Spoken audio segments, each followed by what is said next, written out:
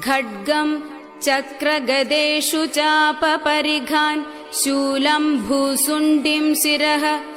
शङ्खं सन्ददधिं कुरैस्त्रिनयनां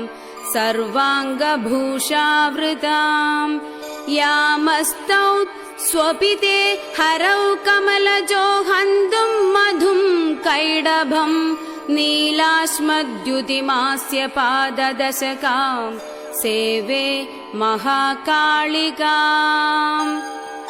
सद्यश्चिन्नशिर कृपाणमभयं हस्तैर्वरं बिभ्रदिम्